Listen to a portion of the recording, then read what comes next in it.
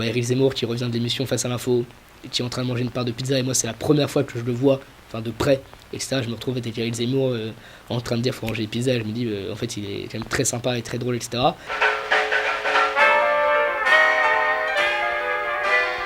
Et puis voilà, beaucoup de rugby, moi c'était vraiment le... Quel poste? J'ai joué demi-mêlée, comme mon physique le laisse deviner.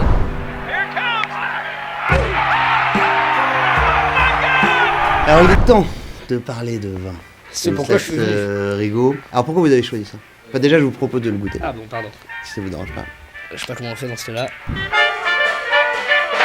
Le vin rouge, au moins on est à peu près sûr, quand c'est du Bourgogne, que c'est de la bonne qualité. D'ailleurs, plus ça va, plus j'apprécie le vin rouge et moins je bois de bière. Donc, vous voyez, c'est l'évolution sûrement due à l'âge. Et avant j'amenais des palettes de 16 ou pro, maintenant j'amène des bouteilles de vin chez mes camarades qui veulent bien m'inviter. Moi, j'ai jamais été aussi stressé de ma vie avant de parler au Trocadéro. Et pour autant, étrangement, c'est plus simple de parler peut-être au Trocadéro dans une salle où on voit les gens. Et non, ça se matérialise par faire les 100 pas, par avoir envie de fumer une cigarette, par etc., etc. J'ai un copain du Britannique qui m'a envoyé à 20h05, donc l'équipe n'a pas fait semblant d'attendre. Bien joué, bro, c'était une belle expérience. Alors lui, ça lui passe totalement par-dessus la jambe, il en a absolument rien à faire. Maintenant, je vous avoue, lundi, j'ai quand même pris le temps de me faire une grasse mat.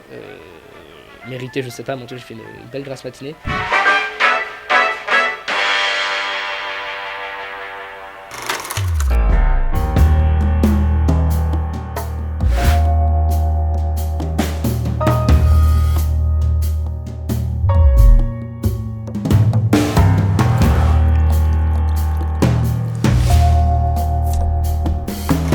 Bonjour à tous et bienvenue sur VA+, pour un nouveau numéro d'Un verre avec. Avant de vous présenter notre invité d'aujourd'hui que vous connaissez, je pense, tous, je vous rappelle qu'il faut s'abonner à cette chaîne. Je vous rappelle aussi que si vous voulez la soutenir de manière plus avancée, il suffit de cliquer sur le bouton rejoindre qui est en dessous des vidéos et qui permet de s'abonner à l'offre payante et ainsi d'avoir des contenus exclusifs et d'encore meilleure qualité que ce que vous retrouvez habituellement sur votre chaîne YouTube préférée, VA+, qui marche toujours aussi bien et qui a des centaines de milliers d'abonnés maintenant, notamment grâce à la qualité des gens qu'on reçoit. Bonjour Stanislas Rigaud. Bonjour, merci de me recevoir.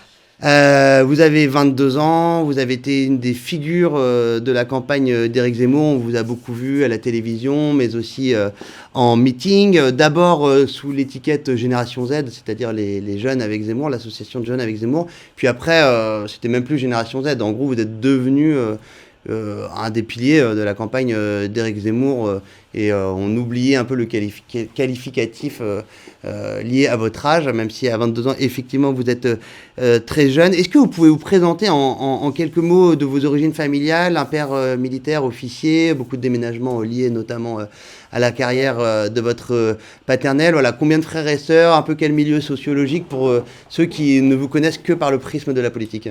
Bah écoutez, moi je suis né à Angers, donc j'ai 22 ans, je suis né à Angers, et puis après, comme vous l'avez dit, mon père est militaire, donc on a toujours beaucoup bougé. J'ai fait un séjour en Guyane, enfin on suivait évidemment mon père, un séjour en Guyane, 2 en Nouvelle-Calédonie, puis après on restait, on est rentré en France à chaque fois, que ce soit dans le nord de la France, dans l'ouest, où mon père a été muté à Saumur, et puis après j'ai fait 4 ans d'internat, donc 1 an au collège en 3e, et puis après j'ai fait 3 ans de lycée militaire à la Flèche, au Prytanée national militaire. Donc sûrement les meilleurs souvenirs de ma vie. Vous vouliez devenir militaire à l'époque où vous étiez au Prytanée? Eh ben, pas du tout. J'ai jamais eu envie d'être militaire. C'était juste pour avoir une bonne formation au lycée? Ouais, pour surtout, très honnêtement, faire des copains et jouer au rugby, donc essentiellement, parce que je suis toujours pas très scolaire. Et puis après, je suis parti à l'ICES, à La Roche-sur-Yon, où j'ai fait du droit, après d'atterrir à l'IFP, donc l'Institut de formation politique.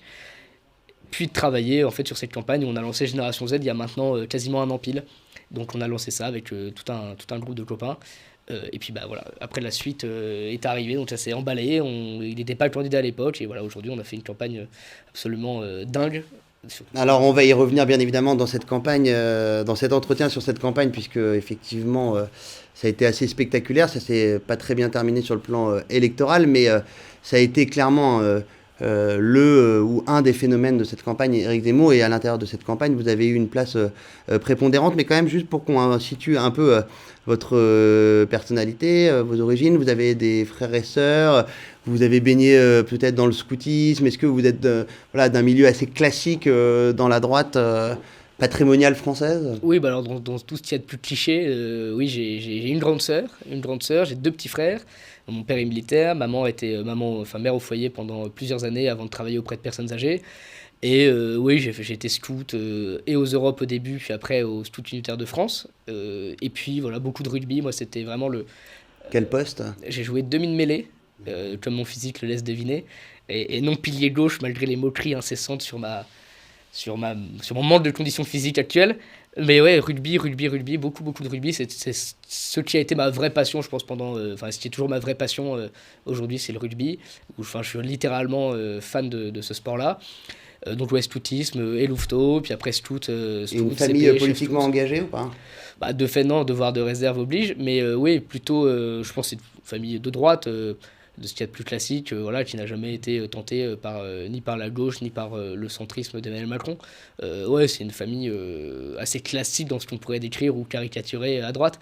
Mais ce qui est formidable, pour le coup, c'est justement en bougeant un peu partout, que ce soit quand on était dans des petites villes ou des petits villages, ou quand on était en Calédonie, c'est que si moi j'ai eu un milieu, on va dire classique dans la forme, etc., le fait d'être à Koumak, à Bourail en Nouvelle-Calédonie, c'est plus du tout le même environnement. Ce qui fait que j'ai eu la chance de côtoyer différentes choses et que au primaire j'ai eu la chance d'être dans le public, j'ai trouvé ça très bien. Le lycée militaire, malgré les apparences, en fait, c'est quelque chose quand même c'est un lycée public avec plein de classes sociales, mais en fait ils sont gommés par l'uniforme et c'est ce qui a été formidable. Moi donc je retiens par exemple du lycée militaire que j'ai des copains dont les pères sont chefs d'entreprise et sont très aisés, d'autres qui sont militaires officiers, d'autres qui sont sous-off, d'autres qui sont facteurs ou qui travaillent dans des usines. Donc en fait il y a quand même une vraie mixité sociale au sein de ce genre de lycée et c'est là où vraiment j'ai passé les meilleures années parce qu'en fait on arrive et la seule chose qu'on voit c'est quelqu'un aux cheveux courts et en fait on sait pas d'où il vient et à la fin ça devient plus qu'un ami, ça devient quasiment un frère pour certains et c'est ce qui a été pour le coup très sympa. Donc si je viens d'un milieu qui est assez classique à droite, entre guillemets, dans ce qu'on peut appeler un microcosme, etc. J'ai eu la chance, je crois, de vivre avec d'autres. Et sur l'expérience en Calédonie, en Nouvelle-Calédonie, est-ce que il y a eu des référendums ces dernières années avec des scores qui se sont resserrés à chaque fois et des velléités d'indépendance de plus en plus marquées, parfois teinté d'un sentiment métropolitain, c'est assez conflictuel. Comment vous avez vécu ça là-bas à l'époque? Bah moi j'étais quand même jeune, donc j'étais quand même un peu moins touché par cette question à l'époque. J'ai en plus de la famille qui habite non pas depuis, enfin qui ne sont pas juste militaires là-bas, mais qui y vivent depuis 20, 30, 40 ans pour certains, donc ils connaissent très bien la chose. Et puis en plus de ça, l'armée est quand même très populaire là-bas. C'est moins le cas par exemple avec les forces de l'ordre, qui a un autre rapport, mais en tout cas là-bas ça s'est toujours très bien passé. Enfin, en tout cas, je sais que mon père a toujours eu de très bons rapports avec notamment par exemple les Kanaks ou les populations qui vivaient là-bas, etc. Donc nous on n'a jamais eu de problème, jamais. Et au contraire même on a eu la chance de visiter plusieurs tribus, d'y être accueillis, de faire la coutume là-bas, de manger du bougna. Donc voilà, tout ça c'est des... Moi, et de voir quelques belles plages peut-être aussi. Et accessoirement de voir de très belles plages. Et notamment de visiter l'île des Pins, qui est, je crois, l'endroit peut-être le plus beau au monde que j'ai vu. Donc ouais, non, nous, il n'y a jamais eu de problème par rapport à ça. On s'est jamais senti, en tout cas, mal perçu par les Kanaks, par les habitants locaux, par les Caldoches. Donc vraiment, pour le coup, aucun souci là-dessus. Enfin, en tout cas, moi, j'en ai pas de souvenir. Alors, je précise le contexte temporel de cet entretien. On est 10 jours après le premier tour. Le second tour n'a pas encore eu lieu, mais on est donc relativement proche au moment du tournage de cet entretien qui sera lui diffusé après le second tour, du score obtenu par Éric Zemmour. J'imagine que vous êtes traversé par beaucoup de sentiments contradictoires. Ça a été une campagne riche en émotions, riche en rebondissements aussi, et puis qui vous a accaparé de manière totale, avec un agenda qui devait déborder. Comment on se sent 10 jours après une élection, déjà avec le téléphone qui sonne peut-être un peu moins, et puis un peu moins d'activité, ou en tout cas de suractivité. Et puis d'autre part, comment vous gérez cette relation entre l'investissement qui a été le vôtre, la spectacularité de la campagne et ce score assez décevant obtenu par Éric Zemmour? Il y a plusieurs choses parce que, vous l'avez dit, il y a plusieurs sentiments qui s'entremêlent entre par exemple, la fierté d'avoir fait cette campagne quand même malgré tout, parce que quand on revoit les images, que ce soit du Trocadéro, de Villepinte, ou même des moments quand on se replonge un an en arrière et qu'on voit ce qu'on a réussi à accomplir en si peu de temps, on est quand même très fiers. Et très honnêtement, moi dimanche soir j'étais extrêmement déçu J'étais extrêmement triste. Je suis monté dans le taxi pour me rendre sur RTL. Donc j'ai vu les résultats tout seul dans un taxi. C'est jamais très agréable. J'étais très triste, très déçu. Et dans le même temps, moi, peut-être dès le lendemain, j'ai voulu ne pas m'arrêter, dans le sens où je me suis dit que la pire des choses serait de couper totalement et de se dire je prends 3 4 jours de repos, je dors, je prends des vacances, je coupe mon téléphone. Et pour le coup, j'ai pas voulu faire ça, j'ai préféré justement continuer. En fait, on a plein de choses à faire. Alors vous êtes allé recoller des affiches d'Éric Zemmour dans Non, la non, rue, pas quand même immédiatement, je vous avoue. Lundi, j'ai quand même pris le temps de me faire une grasse mat. Méritée, je sais pas, mon Dieu, j'ai fait une belle grasse matinée. Mais ouais, non, en fait, on fait très rapidement, notamment avec les jeunes. On est reparti au boulot et en fait, on s'est dit que la pire des choses serait que nous donnions l'impression aux militants que c'est fini et qu'en réalité, il n'y a plus rien. Et on a pris je pense, sur nous tous très rapidement dans l'équipe pour continuer. Et donc, vraiment, moi, ça fait. Je suis pas rentré par exemple, chez moi depuis. Je suis pas rentré chez mes parents. Je suis pas rentré me reposer. Vous dormiez très peu pendant la campagne? Ouais, il y a très peu de sommeil. Mais en fait, il y avait et puis même quand on avait le temps, il y a une sorte d'excitation un peu permanente. Et vous parlez de téléphone, il y a un côté où en fait on devient un peu esclave de son téléphone et que l'application Telegram est très sympathique, mais très très très chronophage et en fait on est un petit peu dépendant de ça. Il y a un côté où on a l'impression que si on s'absente 1 heure, et d'ailleurs c'est des choses qui je pense me serviront plus tard, mais on a l'impression que si on s'absente 1 heure de son téléphone et qu'il y a 50 notifications Telegram, 200, on est totalement à la ramasse. Alors qu'en réalité, je pense qu'on pourrait prendre plus de temps pour pas mal de choses. Donc voilà, nous C'est-à-dire que par exemple dans cette campagne, vous n'avez pas eu le temps de lire un roman ou il y de avait vous poser pour... il y avait les trajets en train où on essayait tant bien que mal de lire un peu. Enfin, on a fait beaucoup. Je crois qu'on avait fait un calcul avec un copain qui m'a beaucoup suivi pendant la campagne. On a quasiment fait 42 000 km, je crois. Et donc il y avait des moments où on lisait un petit peu, on se reposait. Mais très honnêtement, je crois que c'est l'une des grandes failles d'une campagne présidentielle, en tout cas moi de la mienne, c'est qu'il y a peu de lecture et peu de temps vraiment pour se reposer, prendre du recul sur les choses. Je crois que c'est quasiment impossible, non pas de lire, mais de prendre du recul. Et donc voilà, ça c'est des choses typiquement que j'ai envie de refaire tranquillement. Mais vraiment, je voulais pas avoir cette impression, en fait, je voulais pas me retrouver seul chez moi et me dire, et ressasser en fait toute la campagne en me disant, mais ça c'était nul, ça c'était trop bien, et avoir un sentiment de nostalgie teinté de regret permanent pendant 3 4 jours enfermé chez moi. Donc on a vraiment, enfin, tu vois, moi de mon côté, j'essaie de me dire, on repart vite parce qu'il y a vraiment plein de choses à faire et tout un tas de choses qu'on n'a pas pu faire dans la campagne parce qu'on était occupé justement à mener des combats, etc. Et au sein du parti, au sein de Génération Z, on a vraiment tellement de choses à faire, enfin tellement de choses qui n'ont pas été faites, qu'il faut, je pense, les faire et que c'est le moment et qu'il faut surtout, en plus, quand on a la responsabilité d'être président d'un mouvement jeune, pas donner l'impression qu'une fois que la bataille est perdue, on part se planquer. Vous y avez cru un moment au fait Ouais, que Éric franchement, Zemmour deviendrait président de la ouais, République? vraiment. À quel moment?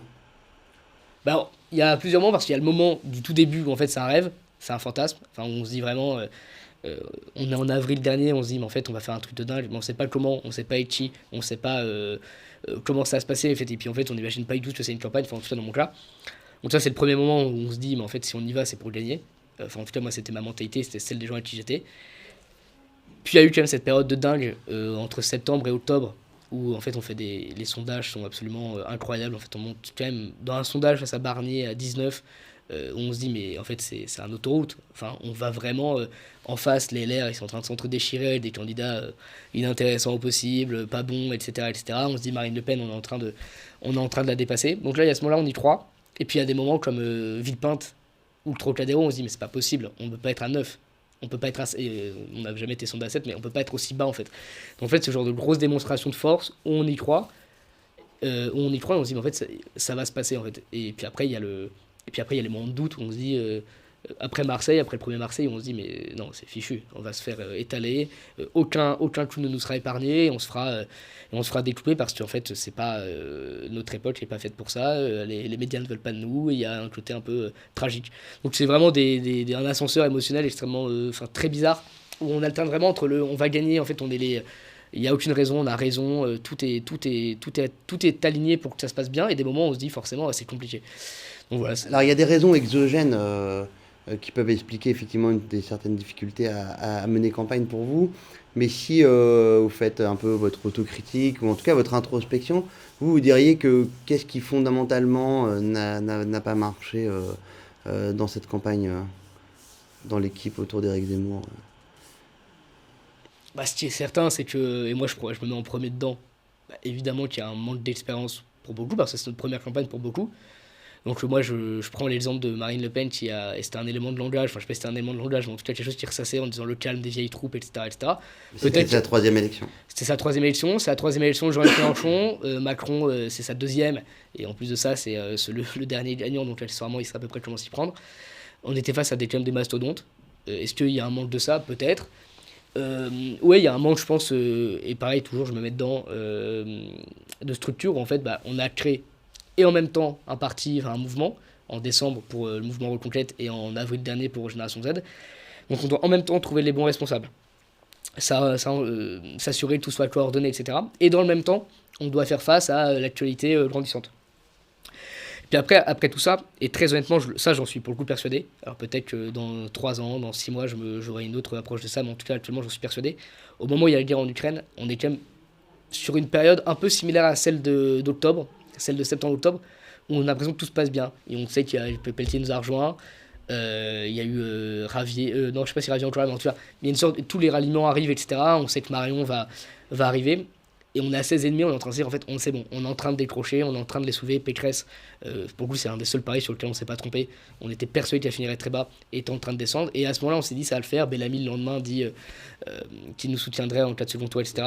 Donc là, c'est un des moments, pareil, où on y croit vraiment. Moi, je me souviens très bien, j'étais à Plouhermel, enfin la veille, et j'étais dans une chambre d'hôtel à Vannes. Au centre de la Bretagne. Exactement.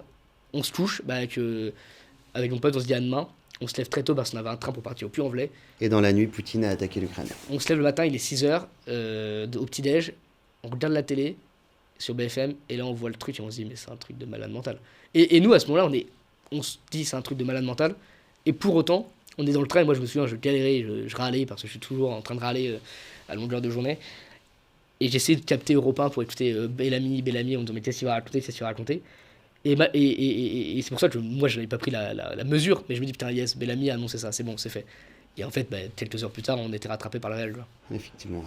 Alors en revanche, on peut noter un certain fair play de votre attitude pendant l'entre-deux tours de la campagne présidentielle qui a opposé Marine Le Pen à Emmanuel Macron. Vous avez été plutôt, en tout cas sur les réseaux sociaux, je dirais pas un soutien actif de Marine Le Pen, mais en tout cas un observateur bienveillant à son égard et plutôt critique à l'égard du président de la République.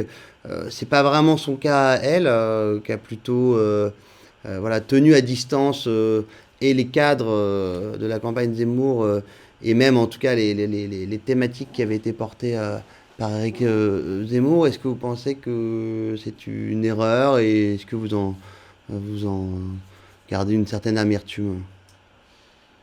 Moi, à titre perso, et c'est aussi le cas d'Éric Zemmour, quand c'était fait, quand on a vu qu'on n'y était pas, que c'était Macron-Marine, nous, ça nous avait paru évident de soutenir Marine face à Emmanuel Macron, pour une raison très simple. On ne peut pas passer une campagne à dire qu'il faut rassembler les patriotes, il faut rassembler les électeurs du Rassemblement National, les cadres du Rassemblement National et les électeurs LR, pour finalement arriver au second tour et faire un espèce de nini un peu lâche, et qui en plus, moi, à titre perso, m'a toujours, du peu pas d'expérience, mais du peu d'élections que j'ai suivies, m'a toujours un peu agacé ce côté des hommes politiques qui soit ont une consigne de vote contre naturelle, qui passent leur vie une campagne entière à taper sur un candidat et puis finalement appellent à voter pour cette personne, et inversement l'autre qui est de dire non, on votera jamais Emmanuel Macron, puis en fait tu n'arrives pas à aller au bout de leur logique, qui dit si tu votes pas Emmanuel Macron, à un moment donné il faut prendre une décision.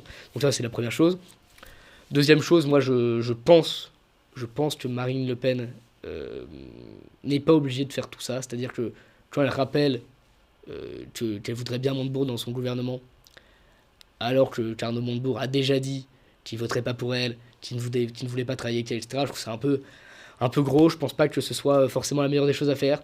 Non, en effet, non, Éric Zemmour n'a jamais demandé à être dans son gouvernement, n'a jamais demandé un poste de ministre des Affaires étrangères ou je ne sais quoi, mais je vois pas quel message en fait elle envoie au l'électorat de droite, à part celui qui est je drague que les électeurs de gauche les cadres de gauche qui ne veulent pas aller chez moi, et je repousse ceux qui le soir même pour le coup je crois que c'est presque un de ses plus beaux discours, celui d'Éric Zemmour le soir du 10 avril, et je les repousse d'une main. Je trouve pas ça forcément très habile, mais après c'est sa stratégie. Moi j'ai pas tous ces éléments en tête, mais après, même si là je regardais ça tout à l'heure, 2-3 sondages qui montrent que l'électorat zémoriste, il y en a certains qui commencent à reculer un petit peu. Après, je comprends aussi, très honnêtement, je pense qu'il y a une grosse part de stratégie. Elle est mélanchoniste, elle est draguée. Elle pense qu'elle peut choper, l'avenir nous le dira, mais elle pense qu'elle peut prendre une grande part de son électorat. Mais moi, je pense pas qu'en tout cas, je ferai une majorité parlementaire avec les mélenchonistes. Je suis pas sûr que ce soit les électeurs de Mélenchon qui lui permettent d'avoir un groupe à l'Assemblée. Je suis pas sûr que ce soit Arnaud Montebourg qui la rejoigne dans le combat législatif. Donc moi, je pense qu'on a plutôt intérêt à être intelligent à ce moment-là, après le second tour, et à voir comment ça se passe. Mais moi, en tout cas, et à titre personnel, non, moi, aucune amertume.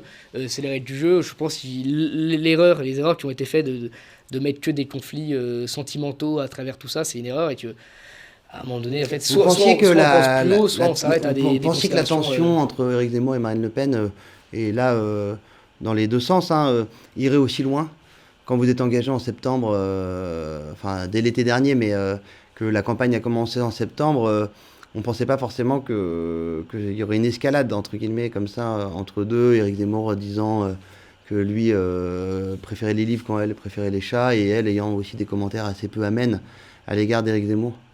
Mais ça, typiquement, est-ce que c'est des remarques, est-ce que c'est pas des réflexions qu'on se fera dans quelques mois en disant, ça c'était peut-être pas très utile, etc. Sûrement, peut-être, ça a sûrement rien même de débat. En plus de ça, moi, je l'ai constaté pour le coup en côtoyant toute cette campagne, beaucoup de journalistes, que ce soit dans les cafés ou alors dans les déplacements où les journalistes nous accompagnaient, etc. Et en fait, c'est vrai que c'était un peu une sorte de série qui fascinait BFM, qui fascinait les articles, les coulisses, etc., ce qu'ils disaient les uns sur les autres. Donc vous aviez tendance à entretenir cette série non, inconsciemment peut-être. Peut-être qu'il y a de l'inconscient, mais je pense en fait que quand il y a un côté où à longueur de temps, les journalistes posaient et à Marine Le Pen, je mets Marine Le Pen et Éric Zemmour dans le même panier, les mêmes questions, mais Éric Zemmour a dit ça, donc vous répondez quoi ? Et en fait, il y avait une sorte de jeu où leur but, et d'ailleurs c'était vraiment, je pense quasiment d'octobre à décembre, c'était une sorte de petit jeu entre les deux, où il fallait tout le temps se taper l'un sur l'autre, etc.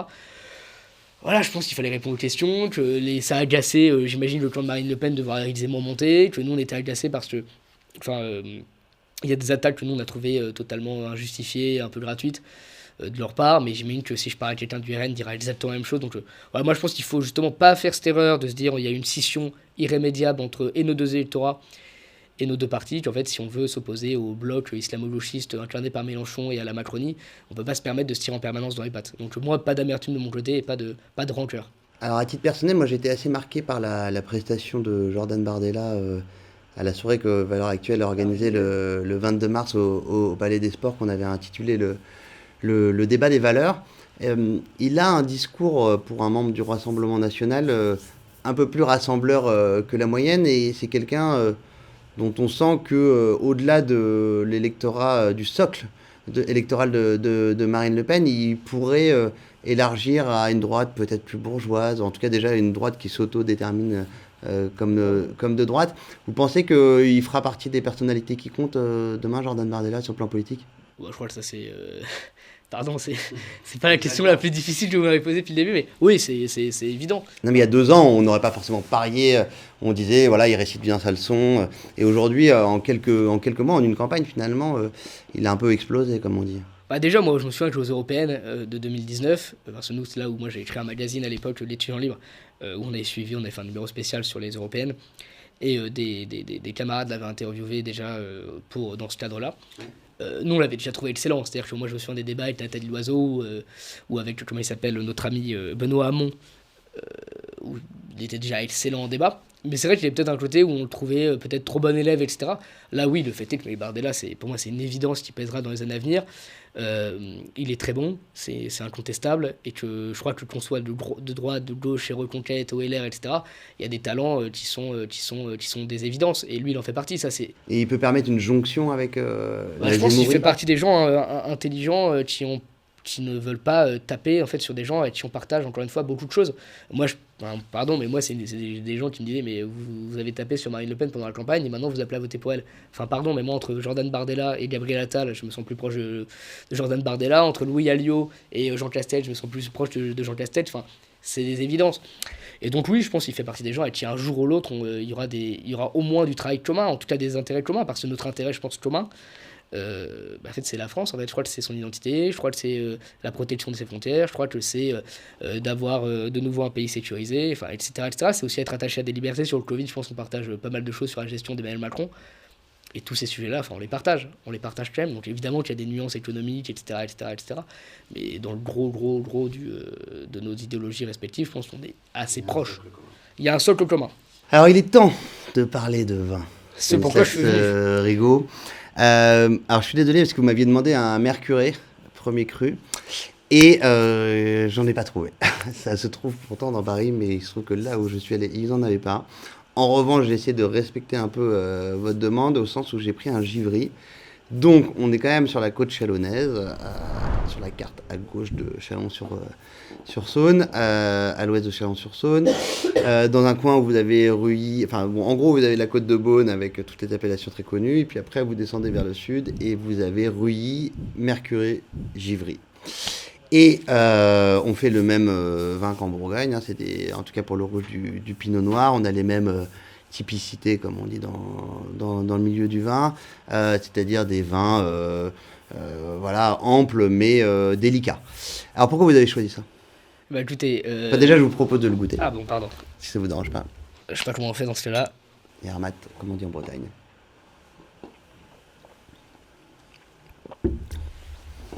Alors pourquoi bah, transparence oblige, parce que je crois que c'est aussi le but de cet entretien, d'être honnête et franc. Je suis pas du tout un expert en vin, même si j'apprécie en prendre. Et d'ailleurs, plus ça va, plus j'apprécie le vin rouge et moins je bois de bière. Donc vous voyez, c'est une évolution sûrement due à l'âge. La pratique est là en tout cas alors. La pratique est là, l'exercice est là, et avant j'amenais des pales de 16 ou de Cros, maintenant j'amène des bouteilles de vin chez mes camarades qui veulent bien m'inviter. Non, pourquoi? Parce que pour le coup, le seul truc que je maîtrise à peu près, c'est que le Bourgogne, on est rarement déçu. C'est-à-dire que, en grosso modo, je pense que n'importe quel Bourgogne, quand on va en acheter, que ce soit chez Nicolas ou dans un supermarché, ou quand on va se procurer du vin chez un caviste, on se rate rarement en prenant du Bourgogne. Et c'est pour ça que je me suis dit, quitte à ne pas être un grand expert, le vin rouge, au moins, on est à peu près sûr, quand c'est du Bourgogne, que c'est de la bonne qualité. Et donc, c'est aussi Et pour ça que Mercurey, alors pourquoi Mercurey? Eh ben écoutez, parce que j'en parlais justement à des amis avant de venir sur cette émission-là, donc je salue Baptiste qui m'a conseillé spécialement ce vin-là. T'as qu'à dire Mercurey parce que c'est un bon rapport qualité-prix, c'est pas cliché comme le Gevrey-Chambertin ou des vins, voilà, des appellations plus ronflantes. Et j'en parlais avec lui juste avant de venir, donc c'était au QG. En fait, à la base, je me suis dit, est-ce que vraiment je travaille ce sujet-là? Et en fait, c'était encore en pleine campagne. Et la Baptiste m'a dit, mais prends ça, c'est très bien, c'est un bon vin, tu te rattrapes pas là-dessus. Et en plus de ça, on se trompe pas en le dégustant, c'est plutôt léger pour un vin rouge. Et donc c'est très agréable. Oui, en même temps, il y a du caractère. Enfin, c'est ça qui est bien avec les bons vins de Bourgogne, c'est que il y a la délicatesse, mais il y a quand même de l'ampleur et de la structuration. Alors, juste un petit mot sur le Givry, puisque je suis désolé, donc j'ai pas pris de Mercurey. C'est un vignoble qui a été fondé par les Romains, comme énormément de vignobles en France, qui a connu des hauts et des bas, qui a connu parmi les hauts un moment de mode, parce que c'était le vin préféré d'Henri IV, figurez-vous. Et donc, il y a beaucoup de bouteilles de Givry où vous avez cette étiquette dessus, où il est indiqué que c'est donc le vin préféré de ce bon roi Henri IV. Créateur du Prix national militaire, c'est lui qui a fondé cette maison. Donc en plus, vous voyez, il y a une jonction. C'était fait exprès. C'est travaillé, vous savez. Et alors sur le domaine en particulier, domaine Thénard, un des très anciens domaines de Givry, puisque le baron Thénard au XIXe siècle, figurez-vous, a sauvé la vigne de Givry du phylloxéra en la traitant notamment, j'avais vu ça, au sulfure de carbone, puisque ce cher monsieur, en plus d'être œnologue, était membre de l'Académie des sciences et donc a permis de sauver la vigne. Est-ce que, Stanislas Rigaud, vous allez vous présenter aux élections législatives? C'est en très bonne voie. Je me suis vraiment beaucoup posé la question, très honnêtement, pour plusieurs raisons. Est-ce que j'étais au niveau? Première question. Est-ce que je me sens capable de représenter quand même des gens à l'Assemblée nationale? Petite parenthèse, vous êtes surpris pendant la campagne, justement, en termes de niveau, à tout d'un coup devenir porte-parole d'un candidat bruyant et visible de l'élection présidentielle à 22 ans? C'est au-delà de mes attentes, c'est-à-dire que, pour être très honnête, moi je suis la politique depuis, enfin il y a une photo très marrante de moi où j'ai je crois 5 ans ou 6 ans et mon père m'offre les présidents de la 5ème République avec Charles de Gaulle en couverture, etc. J'ai plus de dents et je suis en train de sourire bêtement avec un bavoir, et donc j'ai toujours été passionné par ça.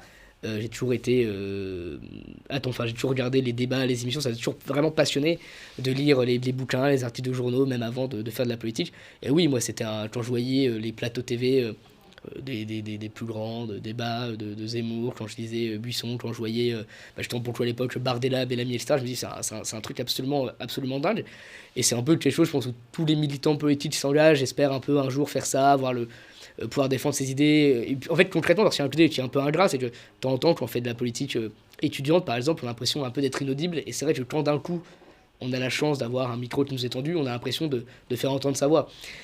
Et en fait, là où j'ai eu de la chance, je Sans pense... compter les meetings. Sans compter les meetings.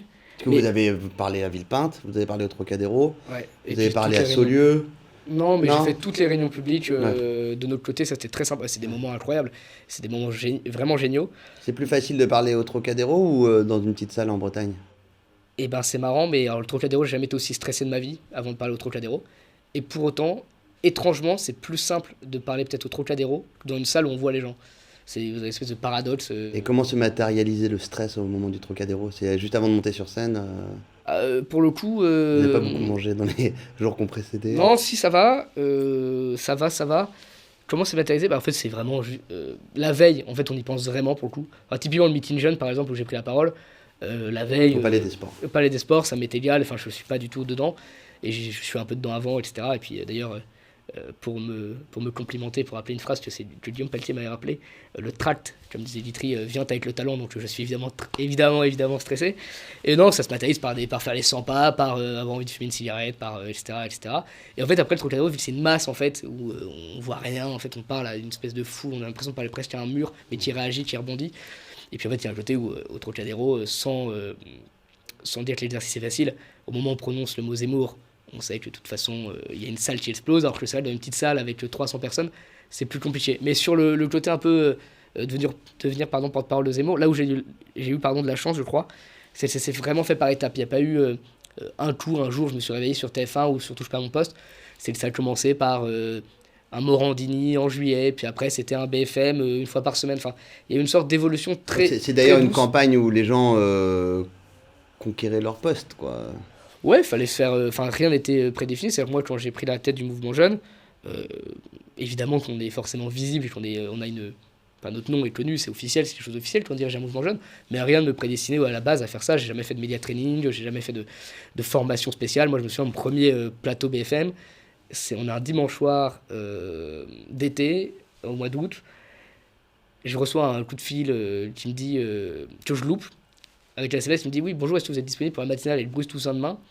J'appelle Sarah Knafo, influence dans Sarah, on me propose BFM, qu'est-ce que je dis? Sarah me dit ok, très bien. Sarah n'étant pas à Paris, je la rejoins à la gare de Lyon, où en fait on prend un taxi retour pour qu'on se cale un peu sur ce que je devais dire, etc. Mais c'était vraiment un truc absolument hallucinant. Et en fait, après, très naturellement, ça s'est fait. Il n'y a pas eu de moment où je me suis dit tiens, là je suis officiellement porte-parole. Ça s'est vraiment fait au compte-gouttes. Et c'est, je pense, ce qui m'a permis aussi de rester, en tout cas, j'ai essayé de le faire à peu près calme par rapport aux médias et pas m'emballer sur ce que je faisais. Enfin, tu vois, j'ai essayé de l'être. C'est pas forcément évident, mais j'ai essayé de le faire. Alors, pardon, c'est moi qui vous ai coupé, mais donc législative, est-ce que vous envisagez d'être candidat? Et j'allais dire plus globalement, est-ce que vous voyez faire de la politique une carrière? Alors, forcément, le mot est un peu péjoratif, mais en tout cas, y consacrer plus ou moins toute votre vie. Alors, législatif, c'est là au moment où on se parle, c'est encore en questionnement. Je pense que je vais y aller, mais Et vous savez où? non, c'est pas encore fait. Parce qu'il y a aussi la question où est-ce que je serais le plus utile, très honnêtement. Et puis l'autre point sur la carrière politique, alors moi c'est un truc qui m'amuse parce que je le dis vraiment, enfin du peu d'expérience que j'ai, mais en tout cas d'une expérience assez chargée en termes de, je crois, de boulot, etc. Et d'intensité, C'est oui. qu'en fait, si on croit en ce qu'on fait, on croit en ce qu'on dit, et qu'on a vraiment une volonté de créer quelque chose, de faire des choses concrètes, et pour les gens, et pour ses militants, en fait, c'est quand même vraiment du boulot. C'est-à-dire que si on prend les choses sérieusement et qu'on ne veut pas juste devenir un espèce de syndicat d'élus, ou juste profiter de l'argent public, je pense que vraiment c'est un vrai boulot. Et que par exemple, la blague un peu méchante, mais qu'on peut faire à certains, c'est qu'en fait, nous, les projets, 20 000 militants en 6 mois, enfin en un an, c'est du boulot et ça se fait pas en claquant de doigts en attendant des subventions de telle ou telle administration. Donc c'est du vrai boulot, c'est vraiment intéressant. Je pense qu'on peut vraiment changer des choses, on peut vraiment faire certaines choses. Mais vous avez un plan B si vous faites pas de politique? Non. Pas d'autre envie en ce moment. En ce moment, Non, vous mais avez après, envie il y a faire plein de la choses qui m'intéressent. Enfin, vraiment, moi, par exemple, un de mes regrets, c'est de ne pas être parti parce que l'une des personnes qui m'a aussi intéressé à la politique, c'est par exemple Charles de Meyer, qui a créé SOS Chrétien d'Orient. Et l'un de mes regrets, c'est de ne jamais être parti faire de l'humanitaire là-bas, de travailler, d'être bénévole dans ce genre d'organisation. Donc, de vrai là-bas, oui. de vrai là-bas, donc c'est des choses que je n'ai pas pu faire. Je parle extrêmement mal anglais et allemand, on n'en parle pas. Donc c'est des choses où j'aurais peut-être dû partir ou pu partir à l'étranger pour apprendre la langue, etc. Donc je m'inquiète pas non plus si demain ça devait s'arrêter, si demain si je devais faire autre chose, vraiment pas, parce qu'en plus il y a plein de choses qui m'intéressent. Et donc, je suis pas du tout. En tout cas, ça me dérange pas d'en faire. Et je trouve ça passionnant parce que c'est stimulant et qu'on sait pas ce qu'on fait dans 2 semaines. Et c'est ce que moi, en tout cas, j'aime actuellement. Mais peut-être qu'un jour, j'aurais besoin de me poser. Un jour, j'aurais besoin d'avoir une vie beaucoup plus rangée. Mais pour l'instant, je trouve ça très, très sympa de se dire tiens, demain, on est au Puy-en-Velay. Samedi prochain, on est à Marseille. Enfin, je trouve ça, moi, génial. J'adore. Est-ce que vous avez l'impression, à la fin de cette campagne, de pouvoir dire que vous connaissez Éric Zemmour? Oui, je pense. Je pense parce qu'on l'a vu au tout début, enfin quand on est en mois d'avril, il y a quand même 2 moments moi, qui m'ont marqué, qui ont été particulièrement sympas, et où j'étais plus que 3 moments où j'étais particulièrement fier, enfin à ce moment-là j'étais comme un gamin que je suis. C'est première fois au premier comité opérationnel où on est en train de faire la première réunion, où on est une petite dizaine à parler de ça. En fait, on voit Éric Zemmour qui revient de l'émission Face à l'info, et qui est en train de manger une part de pizza, et moi c'est la première fois que je le vois, enfin de près, etc. Je me retrouve avec Éric Zemmour en train de dire faut ranger les pizzas, et je me dis en fait il est quand même très sympa et très drôle, etc. Deuxième moment, je l'accompagne sur CNews pour faire ses premières petites vidéos coulisses, etc. Et troisième fois, c'est qu'on part on part faire un déplacement, enfin une sorte de un peu de déplacement entraînement en Touraine, et là où on passe vraiment la journée ensemble avec Zemmour et Sarah Knafo. Et en fait là c'est des moments extrêmement sympas où on commence, en fait on voit un peu l'homme, etc. Et franchement, je suis pas un intime, je vais pas faire semblant d'être un intime d'Éric Zemmour. Pour autant, moi il a toujours été particulièrement sympa, il est très drôle, et on a eu des moments voilà d'émotion un peu après Marseille, par exemple où c'est dur, on le voit le soir auprès des responsables régionaux et on peut s'adresser à lui, ou le midi à Marseille où on discute et là on sent que c'est quand même compliqué, on peut échanger avec lui, et vraiment, et ça je crois en fait tout le monde est unanime là-dessus, c'est quelqu'un de sympa et c'est quelqu'un de, je pense, bien, enfin qu'on peut définir de bien, de sympa, souriant, Alors, c'est vrai que amusant. tous les gens qui le connaissent intimement, ou en tout cas en privé, décrivent un personnage assez éloigné de l'image qui est la sienne au plan public. Comment vous expliquez, vous, cette distorsion entre un Éric Zemmour que tous ses proches décrivent comme quelqu'un de plutôt sympa, avenant, pas arrogant, Ah non, non, non. et voilà, et une fois de plus, un Ouais, peu mais sympathique, et cette image un peu de brutalité qui mais est parce qu'en renvoyée fait, par son il personnage croit, politique. il croit en tout ce qu'il dit. Et en fait, c'est ce qui est quand même fort, enfin, ce qui est quand même tout ce qu'il dit, c'est-à-dire que quand il pense vraiment que la France est en train de mourir, il le pense réellement et il le vit intimement. Et je dis pas ça en agent, moi je l'ai croisé par exemple hier, pardon, et avec Zemmour, on a pris un café, et en fait, la défaite, il la prend pas à titre personnel. Je serai pas à l'Elysée, je vais pas pouvoir profiter des dorures du palais, etc. Mais par contre, il est abîmé par ça. Il se dit, mais quelle tristesse en fait de voir la France se perdre, la France se détruire. Et ça, enfin, c'est-à-dire que vraiment, je crois, et c'est en tout cas moi aussi la chance que j'ai eue sur tous ces plateaux depuis le début, c'est que tout ce qu'on a dit, je pense, on le vit. Et en tout cas, on y croit profondément. Et lui, moi, ça fait 2 3 ans que je fais ça, enfin que je fais un peu de politique entre guillemets. Lui, ça fait 40 ans qu'il pense la même chose, qu'il vit la même chose, qu'il se bat pour la même chose. Et donc oui, il y a des réalités qui sont dures. Je pense que le réel, il est particulièrement atroce. Il est atroce pour beaucoup de gens. Il est violent. Et que lui, quand on doit décrire le réel, quand on doit proposer des choses face à ces désastres, face à ces atrocités, eh ben, il faut être dur. Et qu'il a décidé de ne pas faire de démagogie pendant toute la campagne. Alors peut-être que certains nous diront dans 6 mois, mais en fait, si vous aviez été plus, non, non, non, non, etc. Mais moi, je pense profondément qu'il y a plein de moments où certains m'ont dit il est dur. Et en fait, s'il avait reculé sur ses positions, beaucoup l'auraient lâché en fait à ce moment en disant en fait il est comme les autres. Et je crois que l'enjeu de cette campagne c'était de montrer qu'Éric Zemmour n'était pas comme les autres, que sa candidature c'était pas une candidature comme les autres, que c'était un homme qui avait la France réellement au cœur et qui faisait pas ça pour flatter. Il a flatté personne pendant la campagne, il a dit les choses. Et moi je me souviens, anecdote marrante en Corse, il y a les Corses qui viennent nous voir. Et on est à une espèce de réception le soir, enfin pas réception, mais chez des gens qui nous accueillent de façon très sympathique. Et il y a le sujet des prénoms qui vient. Et là, les Corses arrivent, ils font bah attendez, nous, hors de question de changer les prénoms, etc. Et moi, je suis en train de siroter un verre de vin, je sais pas quoi, à côté. Et je me dis, moi, je serais à sa place. Et immédiatement, je dirais, bon, bah, ok, non, mais c'est plus compliqué que ça. Et non, lui, il est face à 10 Corses en privé, alors qu'il pourrait très bien les flatter, leur expliquer je ne sais quoi. Non, il tient sa position, il tient sa ligne cohérente, etc. Et ça, c'est là, bon, après, le problème, c'est qu'il est parti. Et nous, on a dû discuter avec les Corses. C'était sympa, mais un peu plus sportif. Vous avez évoqué plusieurs fois Sarah Knafo dans cet entretien. Comment vous définiriez son rôle et quel est selon vous le degré d'influence et de créativité qu'elle a eu sur cette campagne? Bah, elle est très complète. Je crois que c'est comme ça sa plus grande force. C'est qu'elle est aussi bien stratège que, stratège que RH, que que communicante, etc. Et je crois qu'elle est vraiment complète. Et oui, elle a eu un rôle extrêmement important dans cette campagne parce que elle est là depuis le début.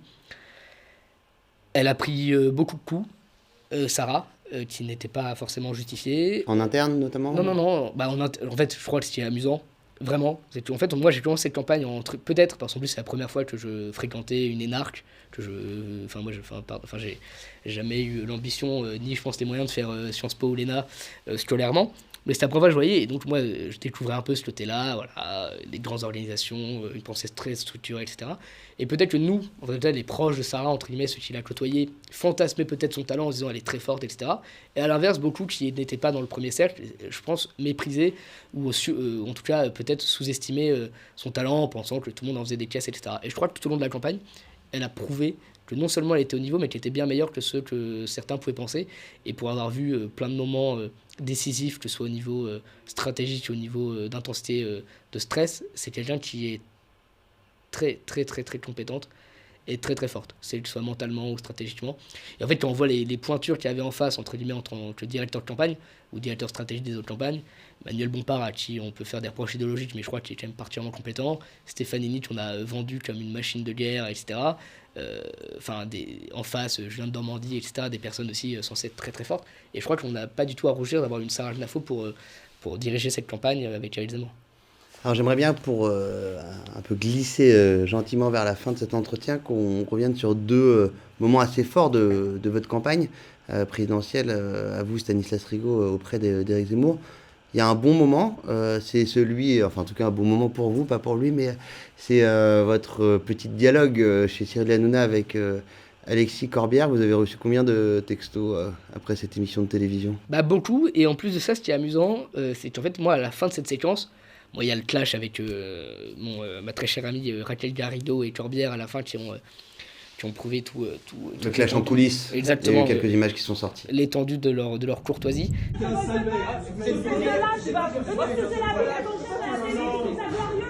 Connard. Franchement, ce que t'as fait ce soir, c'est honteux.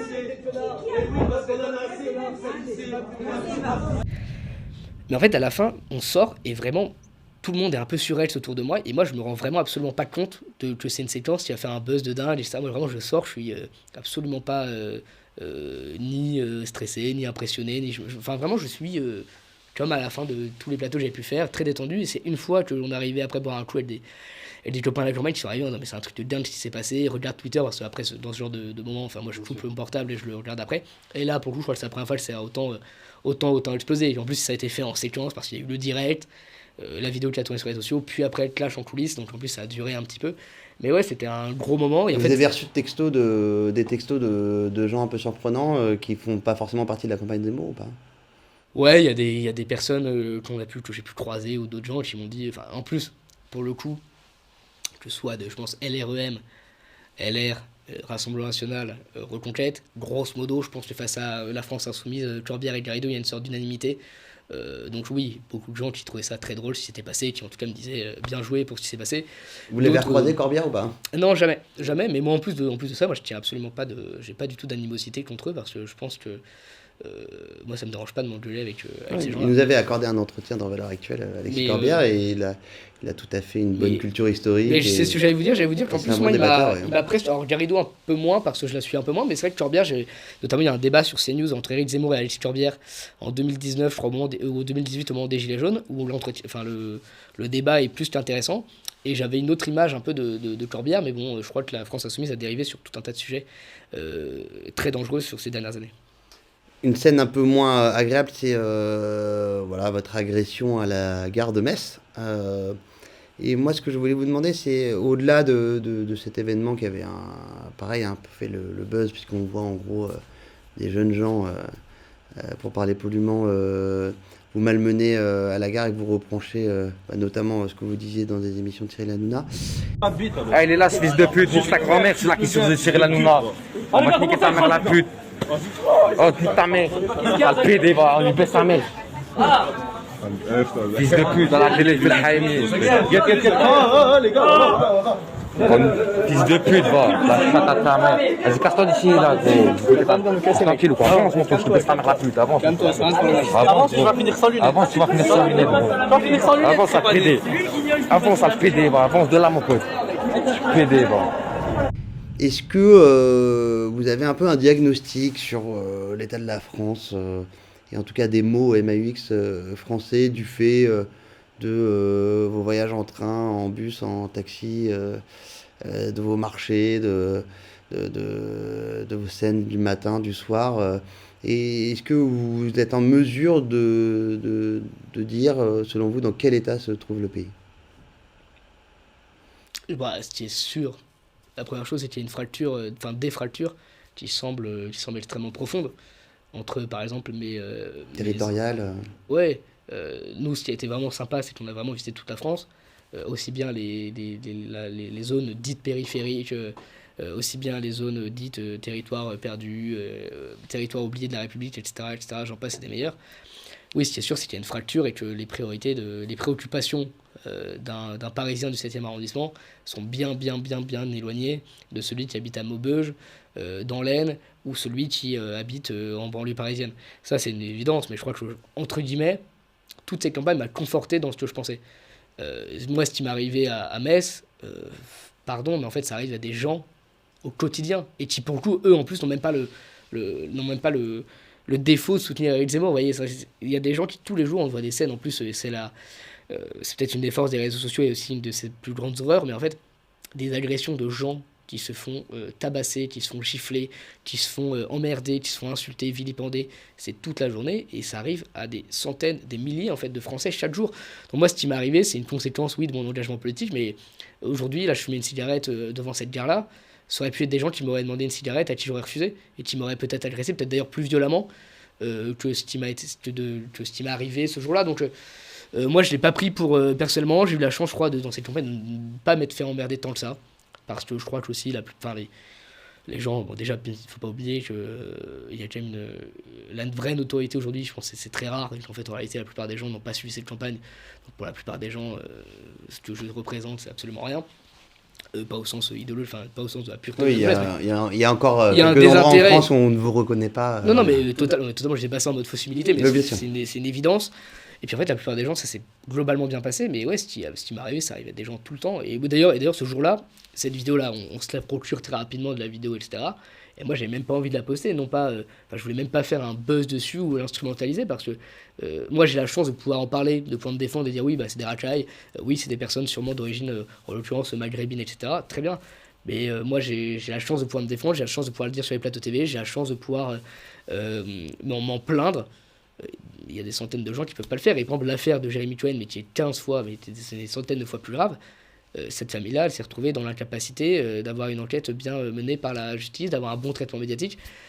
Moi, sur une petite agression, entre guillemets, j'ai la chance de pouvoir en parler, j'ai la chance d'avoir Europe 1 qui en parle, j'ai la chance d'avoir CNews qui en parle, d'avoir vos colonnes qui en parlent. Donc voilà, moi je pense qu'il faut pas que moi, ce qui m'est arrivé par rapport à beaucoup de gens, c'est absolument rien. Et en 2 mots, vous avez sillonné un pays fatigué ou un pays en colère?